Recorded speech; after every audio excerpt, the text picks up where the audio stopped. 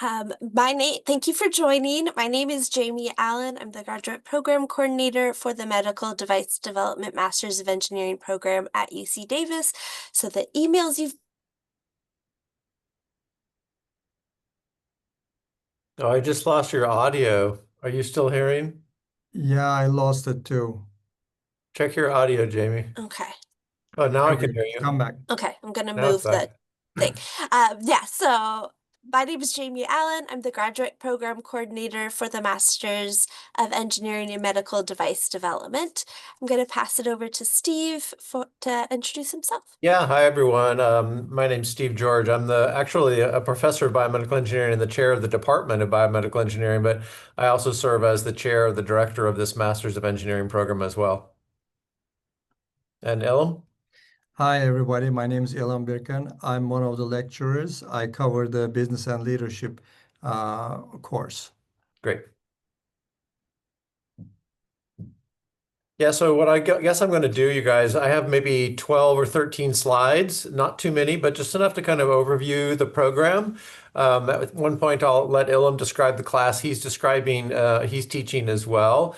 And this should probably answer quite a few of your questions, but I'm sure there's going to be others as well. So we have, I think, a total of an hour, and there'll be plenty of time to answer questions. So this new master's program, we're in our second year now. Lots of energy and excitement about it. It's really pretty cool. It's of course based at UC Davis. Here's just a little map in case you're not familiar. Davis is about an hour drive from San Francisco and about 25 minutes from Sacramento. And Sacramento is where the medical campus is, and that's also where this program is actually based. And I'll show you some additional pictures in just a minute. And on the left here, you can see I mentioned Davis is a huge campus with lots of different colleges and schools. But the College of Engineering, the School of Medicine, and the Graduate School of Management have all played really important roles in not only piecing this program together, but continue to in delivering the curriculum. Next slide, Jamie. Yeah. So our program, I think most of you know if you already learned a little bit about it. It's one year, one academic year, so it's really 9 months. It's all based in Sacramento at this facility called Aggie Square. I think we have some pictures coming up. We set out the goal of this whole program was really established by our external advisory board, which are professionals in the medical device sector. And it was really to give you guys a set of skills in 9 months that you would normally gather out in the private sector, but it would be really inefficient and usually takes years to develop these skills. So we tried to distill them down and create a 9 month curriculum that would allow you to really hit your career running and really accelerate your career, which is the sort of third bullet there. I think most of you that are here are probably already aware of the medical device industry. It's really ginormous. It's an exciting place to work. It hires all kinds of individuals. It's about an $800 billion industry, and it's huge in the Bay Area if you're interested in staying in the Bay Area. And it's been targeted by numerous places for significant growth. So it really, I think, provides exciting career opportunities for you guys. Next slide. So there's four different course sequences. You take one class in each of the sequences each quarter, so it's kind of easy. The curriculum's easy to understand. So business and leadership is one of the course sequences. So let me turn it over to Ilham, and he'll just describe really briefly what he's delivering in this course sequence. Thank you, Stephen. Yeah, this course actually falls, winter, and spring semester. We have uh, three classes, and it's basically not only an overview of medical industry and the structure of the organization, but the real life experiences from like what has succeeded, what has not succeeded as a product, and then why and what can we do to make sure a product succeeds in the market and how to sell the product and how to market the product. So we'll go over some corporate financial policy, some management, some investment, some theory of the um, of um, of of the negotiations. But the main idea of this course is to give you the skill set and knowledge how to bring a market to the product after it's been beautifully developed by engineers and developers, how to make sure that it's going to be succeeding in the market. Basically, there's another class in this program, which is product development. That side not only works on the development side of product development and regulatory part, but then when the product is finished, that's where I pick up and make sure that how it is marketed in the medical device industry and how to really be profitable in this industry with that new product. And I'll answer any questions about the business and leadership part when you have those questions, and I'll hand it back to Steve. Yeah, that's perfect, Ilham. Next slide. The next course sequence is engineering skills. So I think we're recruiting individuals to this program that have all kinds of different backgrounds in engineering. So we're trying to get everyone up to skill with the or up to speed with the skills that are really critical in medical devices. So we've just listed some of them here, but this year-long sequence covers CAD, numerical simulation, electronics, microcontrollers, AI, 3D printing, etc. It's a pretty exciting sequence. Next slide. The third sequence, Ella mentions, called product development. This one is really how to get your product ready to go to market. But as Ilham and Kate Stevenson, who's now on now on the call, who teaches this, this sequence doesn't really teach you how to actually make money with your device. It just teaches you how to get it ready. And I still chuckle at that. So Kate, Kate, do you want to just say a few words about your course sequence? You just jumped on. Sure. My name's Dr. Kate Stevenson. I'm glad to be joining UC Davis this year. I've got about 20 years in the medical device industry and product development. Yeah, I like to joke we don't talk about the money-making side, but I do talk about what it takes to do this in a regulated environment. This is not just your everyday type of product development. There are actual federal laws guiding the process, the design controls you got to put in, the quality you have to do, and the risk management you have to do. A lot of stuff happens very early on that you've got to document. And so I'm very proud to say my students are doing an amazing job right now about learning the really practical on-the-job skills of what it's like to actually work in a medical device company. So we don't do a lot of theory. We do cover a lot of it, but we talk about the detailed laws, the regulations, and the exact type of work that you'd be doing in the medical device industry to make sure you can get out and demonstrate those skills. Yeah, that's perfect, Kate. And Kate will be on, I think, for the rest of the talk or the rest of the session too, if you have other questions. Next slide, Jamie, the last sequence. The last sequence is our capstone design. Some of you as undergraduates are in the middle of a capstone design. This one is a little bit different. It's really borrowed on a biodesign sequence, and it's the one course sequence that's the least defined, but perhaps the most exciting, depending on what you're able to find. The fall quarter is all about ideation. This is sort of a clinical needs finding exercise. Our students this year's cohort are in the middle of this right now, where they're observing physicians and trying to identify unmet clinical needs. The winter quarter is dedicated to innovating and creating a new solution for that. And the spring quarter is all about the implementation of that in a small business or commercialization plan. And it's all team-based, pretty exciting. I don't think the instructor for that one could make it here, but I'll introduce at least who that is in a minute. So those are the four course sequences. The instructors, you've met Ilham and Dr. Stevenson here. Here in the top middle of the screen is Kathleen Gallo. She's teaching the capstone class and has been in the private sector now for about 15 years. And Tony Passerini and Xiaolong Wang teach, they're actually professors here in the department, and they're teaching the engineering skills sequence. Next slide. So the Tech Foundry is actually based in Aggie Square. It actually is a brand new facility opened up just in May of this year, and it really forms the kind of the foundational space of our master's program. It's about 10,000 square feet. that may not mean a lot to you, but it's actually huge. And it's divided into different sections for subtractive manufacturing and then additive manufacturing. And in the center, there's an area for instruction. And so it really forms the foundational base. So pretty exciting. If you have a chance to visit in for our visitation day in March, you'll certainly be able to see this facility, and much of the curriculum happens there. Next slide. The Tech Foundry is actually based in Aggie Square, which is a series of new buildings. There's 5 new buildings. This is just one of them. So I don't know if you can highlight that first floor area where the Tech Foundry is. Can you use your mouse, Jamie? Yeah, it's right in there. The windows actually spill out onto the Aggie Square area. So we have some really prime real estate, but the buildings are brand new. The facility is really exciting. So hopefully, if you get really interested in our program, you'll be able to see it during the visitation day. Okay, next slide.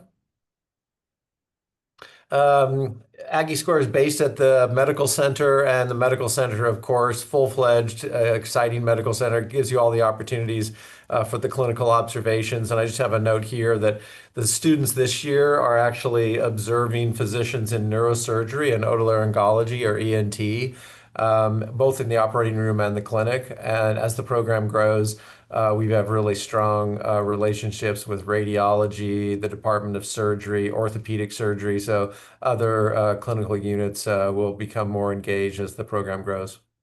Next slide. So this is just kind of a comparison. If you're applying to UC Davis, you may be looking at some of the other UC schools. I, of course, created this graph to sort of really highlight at the top row all the program features that we put in specifically to accelerate your career development. The hands-on capstone course, it's based at a medical center, the business leadership sequence, the product development sequence, and the advanced engineering skills. And none of the other programs, at least here in the University of California system, offer those sort of 5 unique features. Next slide. So let me turn it back over to Jamie. She'll tell you a little bit about the application process, the timeline and such, and then we'll have some time to answer some questions. Yeah, so I know those of you on the call, some of us, you have started the application, some of you are just still curious and getting ready to get that started. For the application, it needs to be submitted by January 15th. This means you need to submit your application on the online portal, pay the fee, submit your 2 personal statements, list your academic history. By January 31st, we need all your letters of recommendation submitted. You need to have 2 recommenders for the program. Ideally, they're coming from faculty members that you can really speak to your preparedness for a graduate study, or a professional recommendation. Peers, TAs, those aren't the letters of recommendation our admissions committee are really looking for. And then the decisions, we're hoping to get those released by late February, early March, so that way after the admissions committee has time to review all the applications. We do not require the GRE, so even if you don't submit those grades to us, even if you do, we're not going to look at that. We're looking at your academic history, your personal statements, your preparedness for graduate school. And then Yes, Jamie, do we have a visit? Do we have a date for the visitation yet? We don't have a date yet. It'll be in late March, early April, Yeah. Before campuses start requiring people that are admitted to make their decisions. That's great. I know there's a question in the chat box from Fernando. Do we need to be a full-time grad student? I think it says or a bachelor's degree. So a bachelor's degree is all that's required for admission to this program. I think your question said in order to apply for this program, you don't have to be a grad student to apply for this program by any means. Most of the applications last year, maybe all of them, were just students that had a bachelor's degree or were about to get their bachelor's degree. We're really targeting individuals that are just about ready to graduate so we can accelerate your career development. Or we have a couple of students in our current cohort that were working in the private sector for just a short period of time, maybe 2 years, and decided to come back to get the skills to accelerate. So very recent graduates is sort of our primary target. Does that answer your question, Fernando? And just to build on that, the requirement, you need to have a bachelor's degree, a 3.0 minimum GPA, and then you need to have taken at least 2 advanced engineering classes, a year of physics and math up through differential calculus is the prereqs. If you have any questions about that, you can contact me, and I can kind of help review what classes you have taken or will be taking to see if you met those requirements. Um, the next question from the chat is there a space available deadline later in this year? Maybe.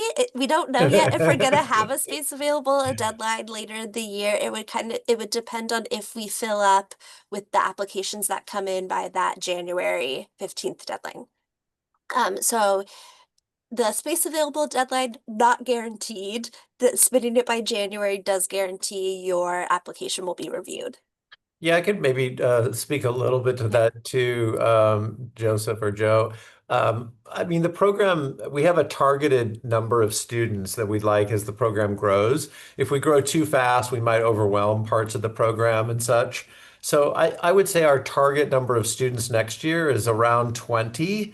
We think we have the bandwidth to absorb that many students and such, but it's not exact, right? It could be 18, could be 23, kind of depends on, because we're going to offer admission and we don't know exactly who's going to accept our offer to come to Davis and such. So we may be looking for a few additional students later in the year, but we don't know yet.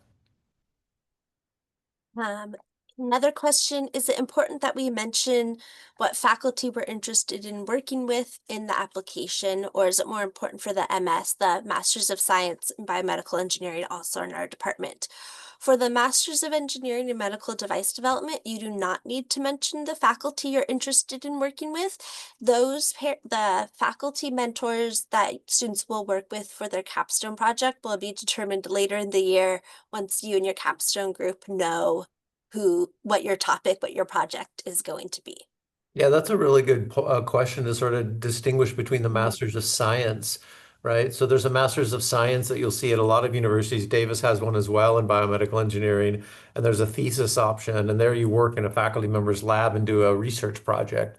This one is really quite different. This is really aimed at clinical needs finding, medical device product development, business skills, really for those students that are targeting the private sector for their career. So very different foci.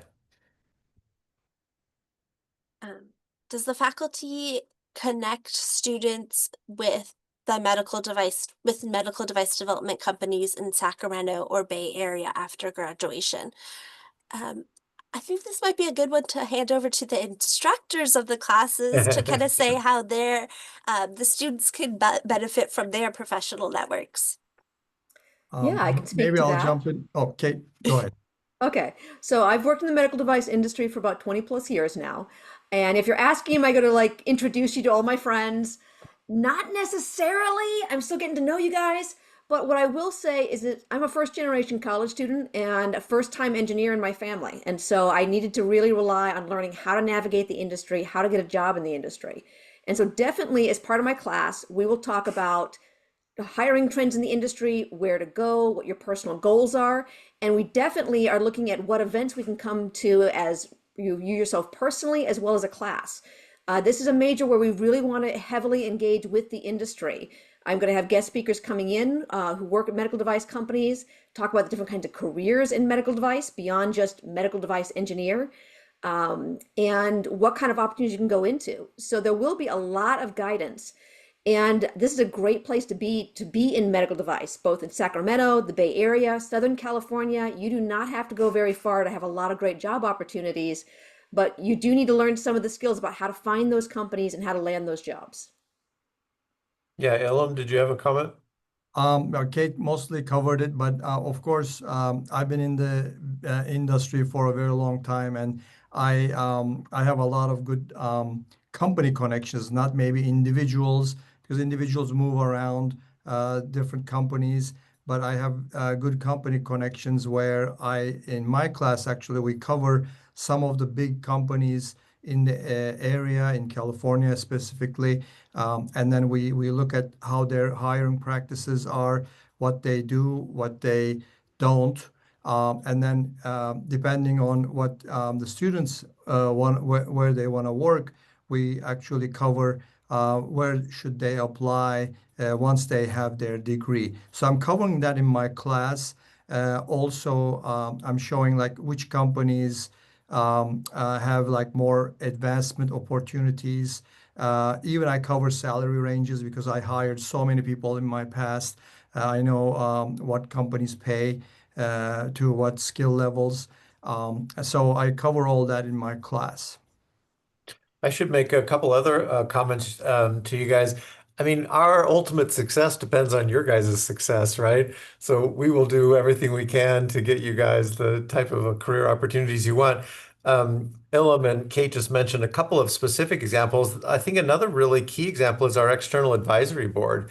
So I mentioned that they were instrumental in designing the curriculum over the last sort of 3 to 5 years. And they will be interested in talking with you. We have an event in the fall that's actually in about 2 weeks called the Maroney Bryan Lecture. And this year's cohort of students are coming out to Davis, where the lecture is, and they're going to actually have lunch with our external advisory board, for example.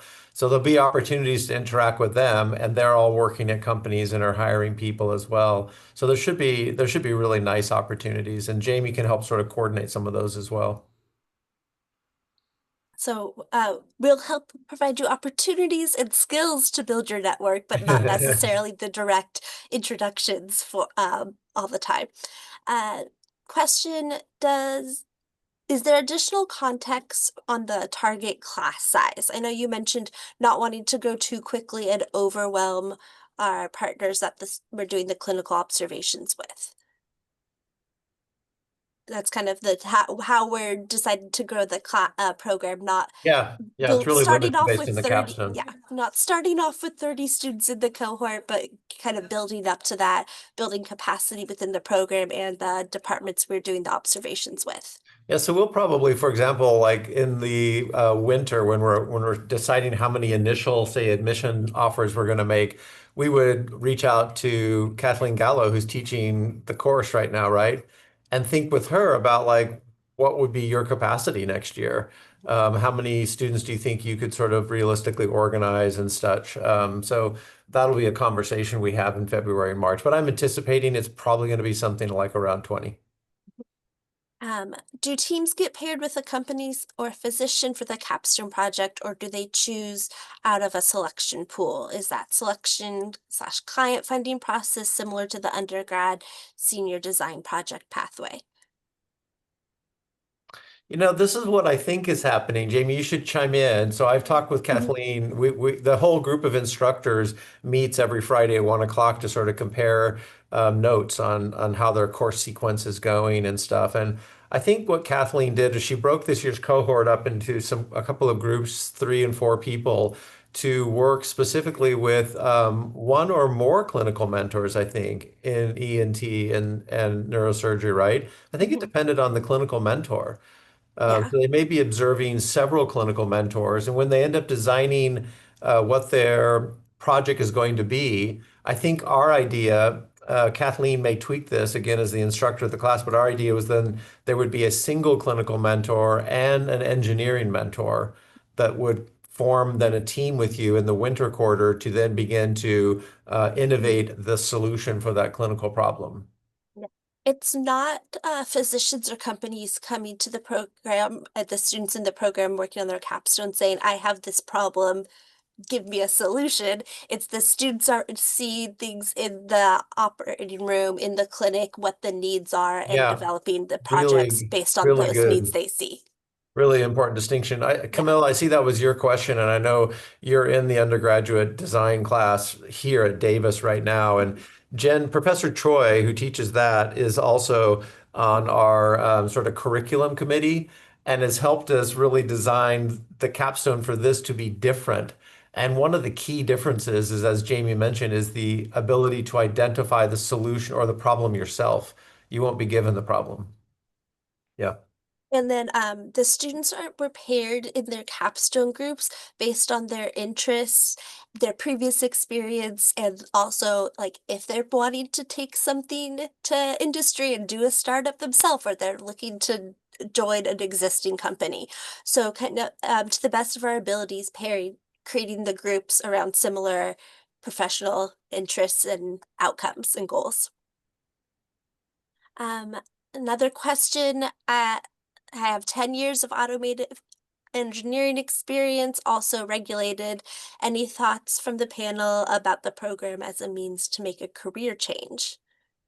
I mean, Joseph, it's a perfect way to make a career change.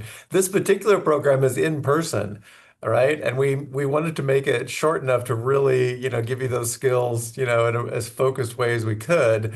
So it kind of depends on where you're at in your personal life as well. If you can actually take a full year in person and do it, but the program is geared to absolutely allow you to pivot. I think that's what master's programs are so ideally suited for. My own daughter did exactly that. She studied psychology and then got a master's degree in computer science to sort of move into sort of tech. So master's degrees are a wonderful opportunity for that. So it's an absolute yes. And maybe I can chime in here. I'm a very prime example for this. My undergrad degree was in mechanical engineering, and I worked in the IT industry for 10 years. And then I wanted to pivot, and I got a engineering, biomedical engineering degree from UC Davis, and that's how I got into the medical device field.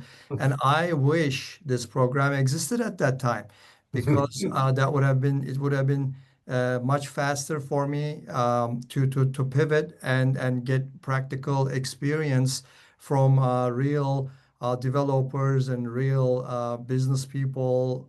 Get the engineering skills for this program, definitely in the biomedical space.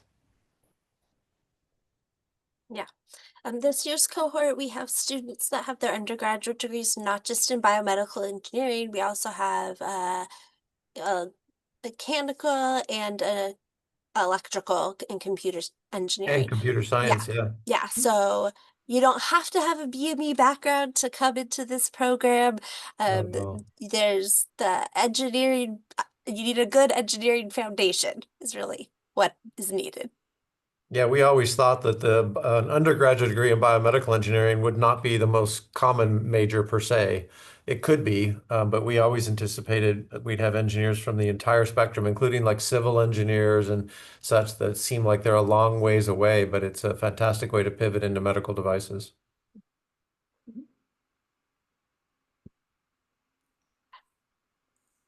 Any other questions from the participants?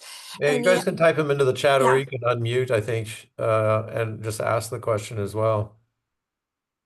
Be nice to hear some voices besides ourselves. The program is, as mentioned, in Aggie Square in person, so in Sacramento at the UC Davis Health Campus. There are apartments right in the Aggie Square, so you can just walk across the courtyard, the plaza to get from class to your apartment, and then walk across the street again to get to the medical center for your clinical observations. So it kind of is able to build a nice community there.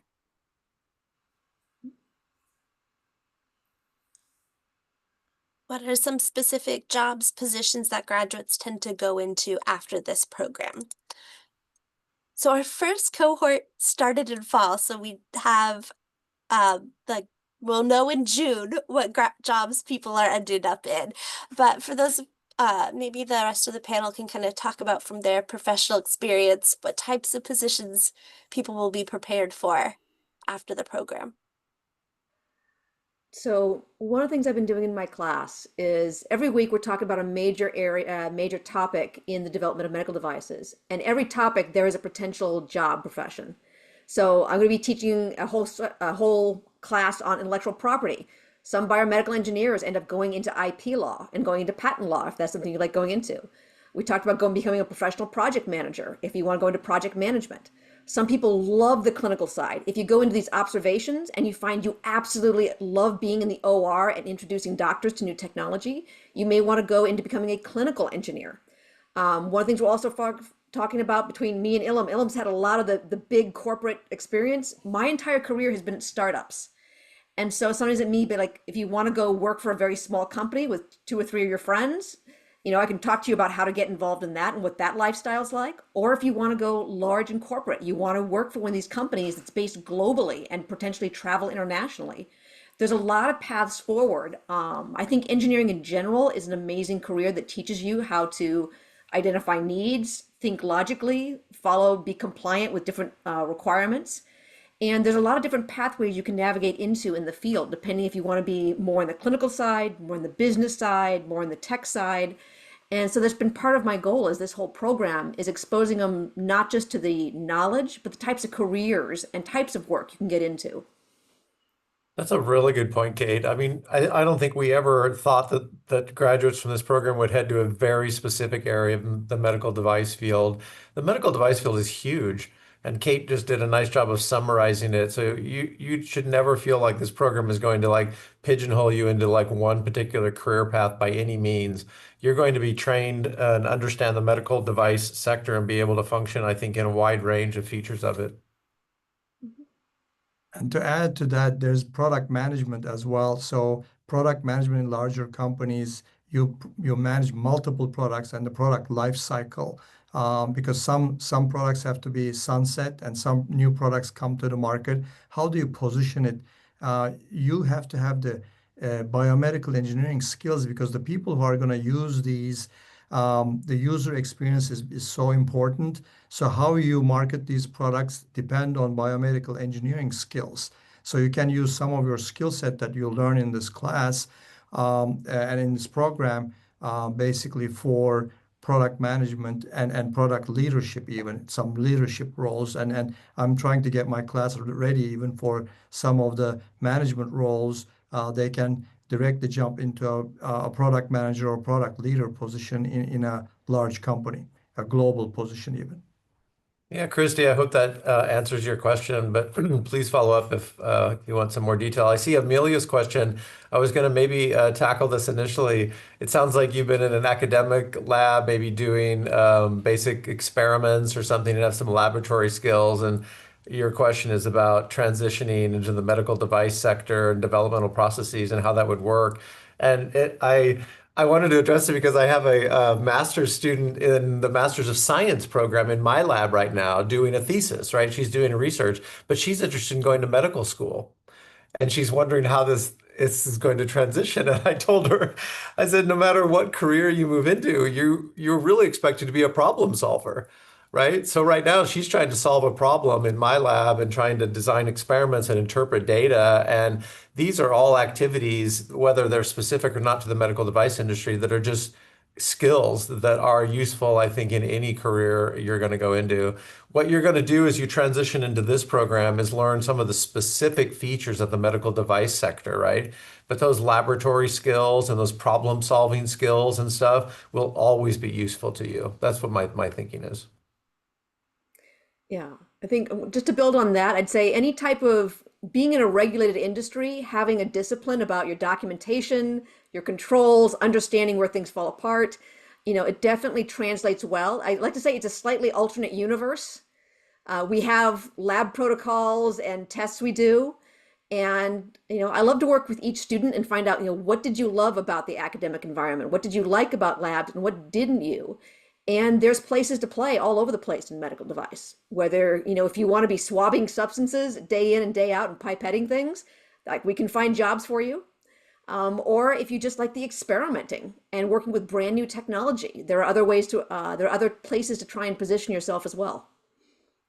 And to add to what Kate said, when you have those skills, you know what the problems are. When you have the lab skills, you know what's the problem. Anytime there's a problem, that you need to look for a solution, and that could be a new product. Any new solution means a new device that could be developed. So you could actually bring a lot of your lab skills to the development side, and there's a big automation industry, and that translates everything that's in the lab, manual skills, to a more automated devices for the bigger labs to use in the industry. So you can definitely transition into the medical device industry with your lab skills.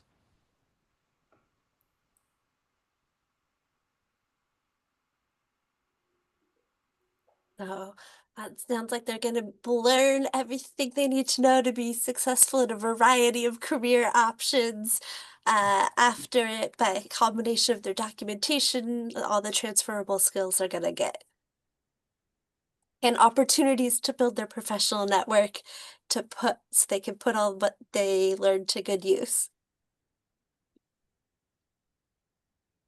Any other questions? I'm just, as people are thinking of final questions, as a quick reminder, the applications are currently open and they will be closing January 15th.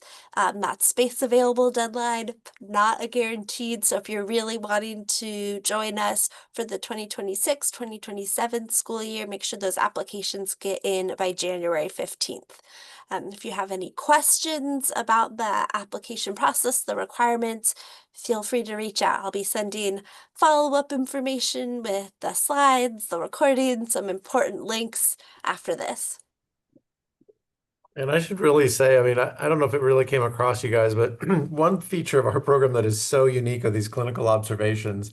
They require a lot of, I think, effort on our part to coordinate them, but they get you into the clinical environment where technology is deployed and allow you to really interact with physicians. And I don't think many other programs take the time or energy to do that. And that's not to take away from the courses by any means that Ilham and Kate are teaching. These are super exciting and have unique features of them as well. I think also if you have a chance at all to come visit us for the visitation day, I think that is, I think it's just kind of transformative to be able to see this new space that you would be able to have this master's degree in. So I really encourage you guys to try to visit if you can.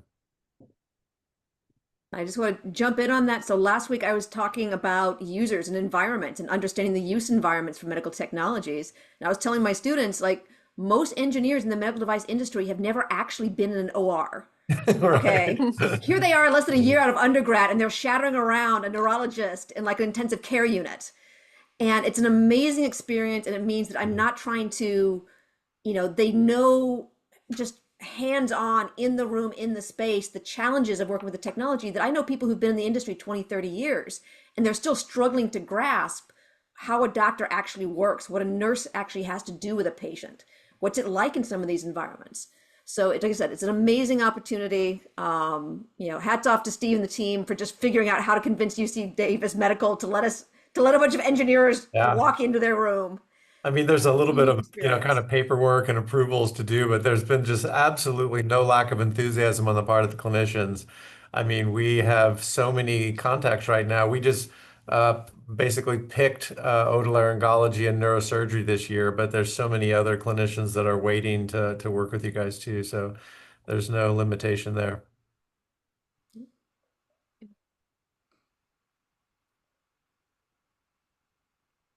Well, I'm not seeing any more questions coming through the chat, but if anyone thinks of something after we end today, please send it up my way so I can answer it, or I can air traffic control you to who can answer it.